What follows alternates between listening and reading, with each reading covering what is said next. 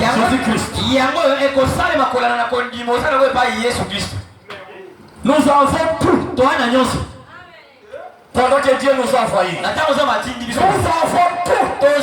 Mais nous avons seulement besoin des gens comme les deux aveugles qui ont poursuivi Jésus jusqu'à la maison là où il avait vu.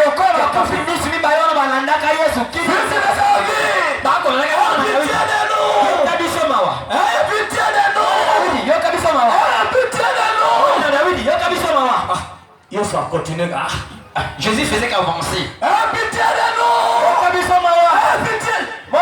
Dieu aime une confiance continuelle. Une confiance à continuité. Donc Dieu aime. Non pas une confiance d'une année ou de 2 mois. Non.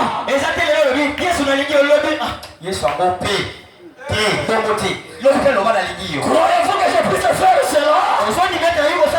Oui, nous croyons.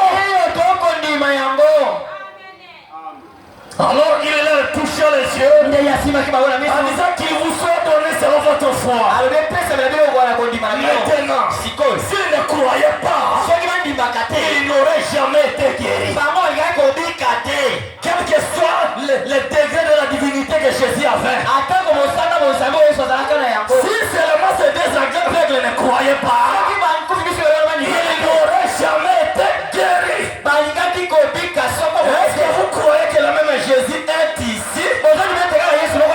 N'oubliez pas ça. La Bible dit, tout celui qui s'approche de l'Éternel doit d'abord croire que l'Éternel existe. Vous voyez ça? Si vous croyez seulement qu'il est ici, que Jésus soit serviteur, et que ce message est réel, maintenant, c'est le jour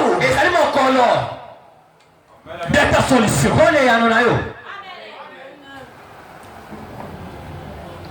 Voyez? Et Jésus leur dit, vous êtes guéri, ne dites à personne. Vous allez me créer des problèmes. Et les témoignages ne se gardent jamais. Lorsque Dieu fait quelque chose pour toi et que tu bloques ça, tu ne propages pas, Dieu ne sera pas fier de toi. Il ne te dira pas va propager. Il ne te dira pas va propager. Et lorsque Dieu fait un petit bienfait, sois là pour propager cela. Que Dieu bénisse le maître désiré. Il dit, j'ai longtemps entendu et j'ai envoyé mon pasteur Baruch qui prêchait et faire les miracles et tout ça. Mais dans ma vie, le pasteur qui a opéré le miracle devant moi, c'est le pasteur Emery. Vous croyez ça? Il ne s'arrête pas à dire devant moi. Il est dit devant moi, c'est tel qu'il est dit ailleurs. Et qui est fier de cela? Il a envoyé le maître Ferdinand. Il est venu ici.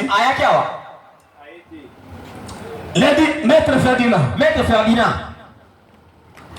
Je sais et je suis certain que Dieu a ses serviteurs. Le problème est que tu as ici, dans ton foyer, va chez le pasteur Emery et tu vas trouver la solution. Et il l'a amené avec sa chère épouse. Et mon fils, j'ai pris. Pasteur, ils ont moins $10. Je dis votre problème sera résolu. Et vous allez encore aimer beaucoup plus mettre désir. Vous bon monde là? Vous avez vu? Ah Seigneur Jésus. Non, Désiré c'est mon fils. Dieu l'aime. Je connais les 2 géants miracles que Dieu a opérés dans sa vie, dans mon ministère.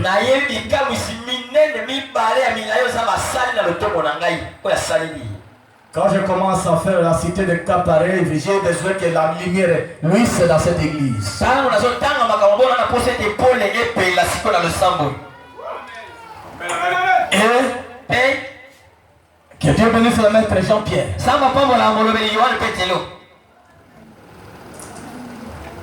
J'appelle aussi mes croix fermement.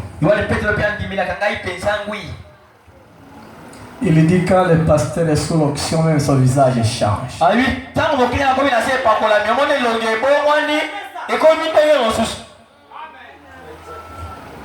Et il est parti donner l'information à son confrère maître Désiré. C'est bien lui qui l'appelle ici.